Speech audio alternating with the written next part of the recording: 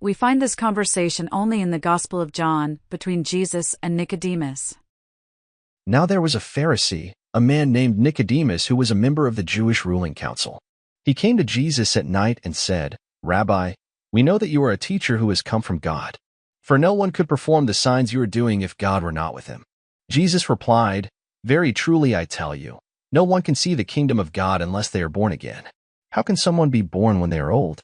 Nicodemus asked, "Surely they cannot enter a second time into their mother's womb to be born." Jesus answered, "Very truly I tell you, no one can enter the kingdom of God unless they are born of water and the Spirit. Flesh gives birth to flesh, but the Spirit gives birth to spirit. You should not be surprised at my saying, 'You must be born again.'"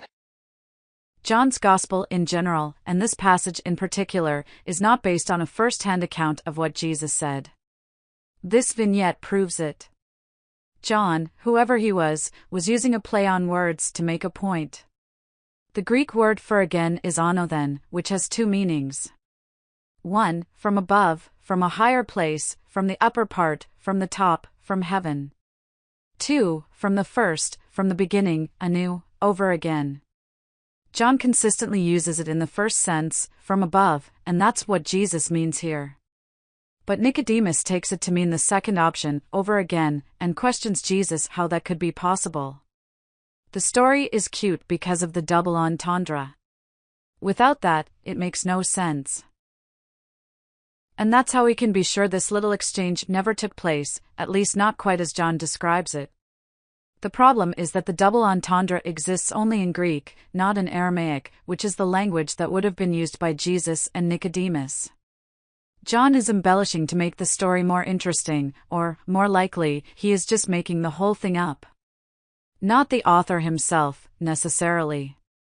It's probably one of those stories that came to be passed down orally from person to person, changing along the way, for decades. That seems to be what John's Gospel is all about, a collection of oral traditions that have no historical basis at all. That in fact is how Jesus came to be divine, not simply an apocalyptic preacher from Galilee as portrayed in Mark's Gospel. Nobody would have been more shocked at Jesus' purported divinity than Jesus. Which means that Christianity is based on what John said, not what Jesus said or did. It's based on what Paul said, not what Jesus said or did. In other words, the entire foundation of Christianity is false. It is a lie. It is a farce, a fraud, a con, a hoax. You can fool all of the Christians all of the time, apparently.